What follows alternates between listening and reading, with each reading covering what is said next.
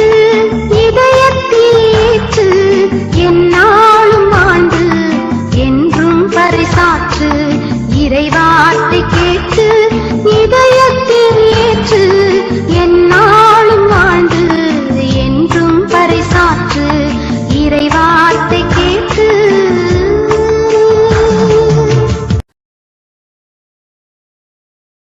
இயேசு கிறிஸ்துக்குள் பிரியமானவர்களே, அருமை ஆண்டவர் இயேசு கிறிஸ்துவின் பரிசுத்தமுள்ள திருப்பேலே நல்வாழ்த்துக்கள்.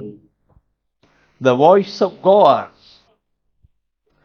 அண்ட சராசரெல்லாம் படைத்தவர், உங்களையும் என்னையும் நம் ஒவ்வொருவரின் தாயின் கருவயத்திலே உருவாக்கினவர், படைத்து பராமரித்து வழிநடத்துகிற அருமை ஆண்டவர் நம்மோடு கூட தெய்வீக திருவிழின் வழியாக பேசுகிறவை தூய ஆவியின் துணை கொண்டு நாம் கேட்டு ஆசிர் பெறுவோம். தப்புக்கெடுத்து கடந்து வரலாம். அது பேசுகிற வார்த்தையை தூய ஆவியானவர் நமக்கு காண்பிக்க. இறைச்சட்டம் 28ஆம் அதிகாரத்திலே 12வது வசனத்தை தூய ஆவியானவர் காண்பிக்கிறார். நீ பார்க்கும் 28ஆம் அதிகாரத்தில் நான் தொடர்ந்து இறைவசன வார்த்தை கீழ்ப்பிடிதலுக்கான ஆசிரியர் பார்த்தோம் அல்லவா? அதில் அப்படி தொடர்ந்து நான் தூயான் காட்டிக் கொண்டே இருக்கிறார். ஒரு ஆசீர்வாதம் அல்ல, ஆசீர் ஆசீர் ஆசீர் ஆசிரியர்கள் எல்லாம். அதனால்தான் அந்த வஸ்தம் பின்னிட்டு போறோம். இந்த 28ஆம் அதிகாரத்தில் ஒன்றிலிருந்து அப்படியே பார்த்தோம்னா ஆசீர்வாதம். இன்றைக்கு இந்த நாளில் தூயான் காண்பிக்கிறார். 12வது வசனத்தை நாம் பார்ப்போம். தக்க காலத்தில் உன் நிலத்திற்கு மழை கொடுக்கவும், அதனால் நீ மேற்கொள்ளும் செயல்கள் அனைத்தையும் ஆசி வழங்கவும், தம் நன்மைகளின் கருவமாகிய வானத்தை ஆண்டவர் உனக்காக திறப்பார். நீ பல்வேறு இனத்திற்கு கடன் கொடுப்பாய், நீயோ கடன் வாங்க மாட்டாய். அருமையான கடைசி வார்த்தை. நீ கடன் கொடுப்பாய், நீ கடன் வாங்க மாட்டாய். நீ கடன் கொடுப்பாய், கடன் வாங்க மாட்டாய். இந்த வார்த்தையை நான் சொல்லுகிற பொழுது நாம் ஏற்கனவே பார்த்தோம் அல்லவா? இனச்சட்டத்திலே முதலதிக 28ஆம் அதிகாரத்தில் முதல் வசனம் என்ன சொல்லுகிறது? இன்று நான் இந்த கட்டளையெல்லாம் கடைபிடித்து நீ கீழ்ப்படிந்து நடந்து வருவாய் என்றால் இந்த ஆசீர்வாதம் என்று மூணாவசனம் பார்த்தோம். ஆசீர்வாதம் அதில் பாட பார்க்கும் பொழுது என்ன சொல்லுகின்றது? தக்க காலத்தில் உன் இடத்திற்கு, தக்க காலத்திலே பாருங்க, அதுல பார்க்க என்ன அருமையான, தக்க காலத்தில் உன் நிலத்திற்கு மழை கொடுக்கவும், மழை கொடுக்கவும். இது என்ன சொல்லணும்? நிறைய சொல்லணும். ஏற்கனவே கூட ஈசாக் பத்தி விதைத்தான் ஈடுபடுங்க. மழையில்லா வறட்சானது எல்லாம் போயிட்டானுங்க. ஆனால் ஈசாக்கு அங்கே நில்லு சொல்லி, தக்க காலத்திலே உன் நிலத்துக்கு மழை கொடுக்கவும், விதைப்பு அருகே கொண்டு வருங்க. தக்க காலத்தில் மழையே வரலைங்க, பயிர்ல கிடைக்க முடியாது, வெச்சுமா மழை. தக்க காலத்தில் நிலத்துக்கு மழை கொடுக்கும். நிலத்துக்கு சொல்லுகிற பொழுது விவசாயம் நடைமுறையில் மல்லு சொல்றது நான் சொல்லுகிறது. செய்கிற தொழில், நீ செய்கிற வேலை ஒவ்வொரு இடத்திலும் தக்க காலத்தில் நீ அதனால் நீ மேற்கொள்ளும் செயல்கள் அனைத்திற்கும் ஆசி வழங்கும். என்ன வேலை செய்யறியோ அதுக்கெல்லாம் தக்க காலத்திலே ஆசீர்வாதங்கள் புறப்பட்டு வரும். ஆசீர்வாதம் கடந்து வரும். எங்கிருந்து? நன்மைகளின் கருவூலமாகிய வானத்திலிருந்து புறப்பட்டு வருதான். வானத்திலிருந்து புறப்பட்டு வருவது நன்மையின் கருவூலமாகிய வானத்திலிருந்து. அதனால எல்லாமே ஆசீர்வாதம், ஆசீர்வாதம். வருமானம் வந்துகிட்டே இருக்கிறது. அந்த வருமானம் வருதுனால நீ மற்றவங்களுக்கு கடன் கொடுக்க முடியுங்கள் மருந்து. இதை நான் சிந்திக்கிற பொழுது மன வேதனையோட கூட நான் சொல்லுகிற ஒரு வார்த்தை. இன்னைக்கு அநேக சகோதர சகோதரிகள் என்னோடு கூட தொலைபேசியிலோ நேர்முகமாக பாசுகிற நிலையை சொல்வார், பிரதர் கடன் போட்டுட்டோம் பிரதர், வட்டி கூட கட்ட முடியல பிரதர். நான் அழுது புலம்புவார். வட்டி கூட கட்ட முடியல, வட்டிக்கு மேல வட்டி வந்து சொல்லுவான்.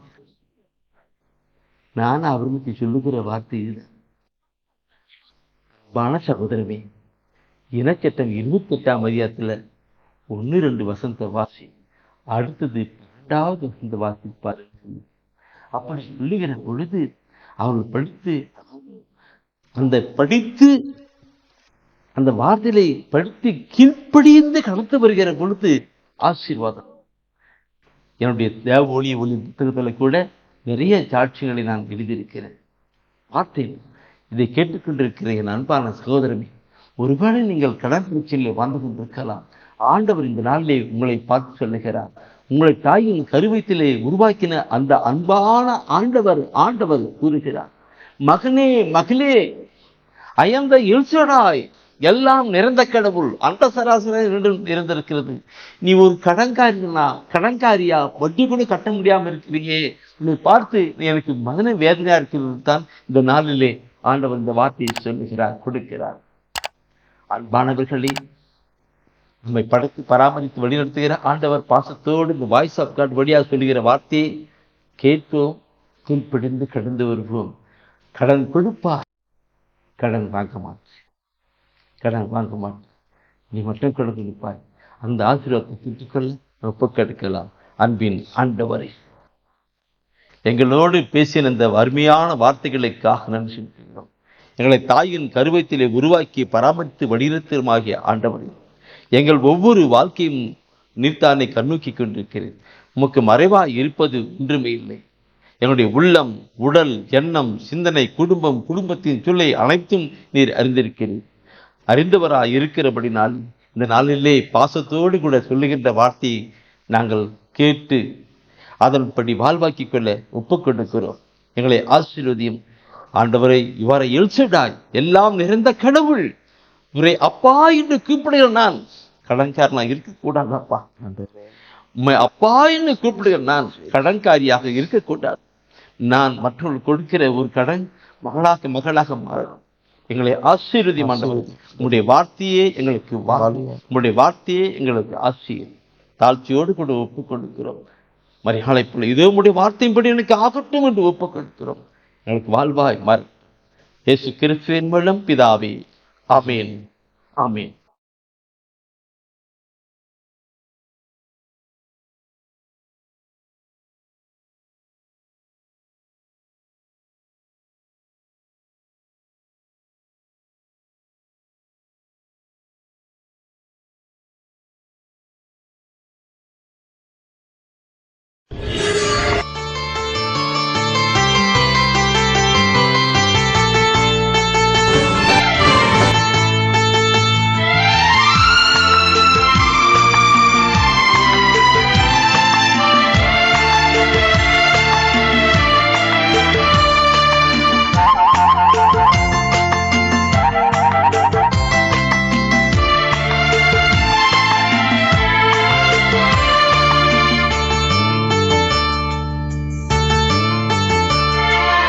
இறைவார்த்தை கேட்டு இதயத்தில் ஏற்று, எந்நாளும் வாழ்ந்து என்றும் பறைசாற்று. இறைவார்த்தை கேட்டு இதயத்தில் ஏற்று, எந்நாளும் வாழ்ந்து என்றும் பறைசாற்று. இறைவார்த்தை கேட்டு எந்நாளும் வாழ்ந்து என்றும் பறைசாற்று. இறைவார்த்தை கேட்டு இதயத்தில் ஏற்று, எந்நாளும் வாழ்ந்து என்றும் பறைசாற்று. இறைவார்த்தை கேட்டு